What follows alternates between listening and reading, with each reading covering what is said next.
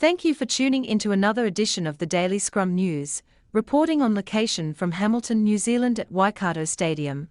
I'm Daria Arden. The FIFA Women's World Cup is heading into its third week of games and is getting more intense by the day.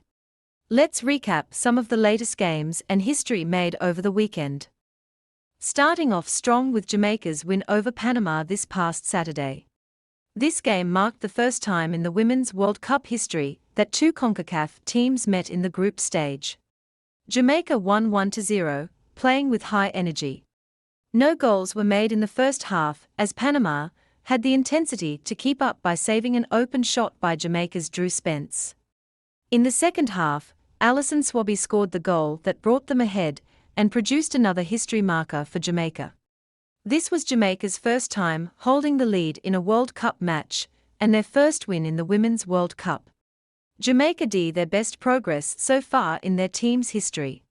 Panama lost 4-0 to Brazil, but didn't let that shake them as they stayed strong and gave their best efforts. But despite that, this loss has left them unable to advance.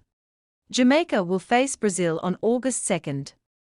Canada is out of the World Cup after losing 4-0 to Australia today. It's a rather challenging and sad loss for the team, as it's the first time a defending Olympic champion has failed to make it out of the group stage. Hayley Raso scored 2 goals in the first 10 minutes, putting Canada behind and struggling to keep up.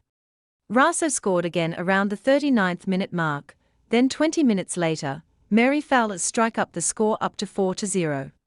Australia is heading to the 16-team elimination round playing on August 7th and is waiting to hear who their opponent is. Reality is setting in, said head coach Bev Priestman. This is the end of our World Cup road. It's going to be difficult, but we have to bounce back, she continued. Canada will be looking to qualify for the 2024 Olympics in Paris. The youngest player on the team, 18-year-old Olivia Smith, made her World Cup debut subbing in for Adriana Leon after she received a concussion. This game was the last for midfielder Sophie Schmidt, who announced her retirement from the national team ahead of the tournament. She has made 224 appearances. This game also marks captain Christine Sinclair's end to her career. She was subbed off at half-time. This game was her 24th Women's World Cup appearance. Sinclair missed a penalty in the opener against Nigeria, which caused her to fall short in her run to become the first person to score a goal at 6 World Cups straight.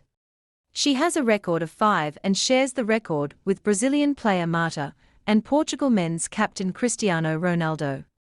The 16-team elimination round is around the corner. Spain, Australia, Japan, Norway, Switzerland and Nigeria are 7 of the 16 qualified teams. As the group round-robin finishes, the scheduling for the next round is currently being made, and these games will take place later this week. This tournament keeps surprising viewers, and the clock is ticking as we will soon see some of the most intense, high-energy, and unpredictable games thus far.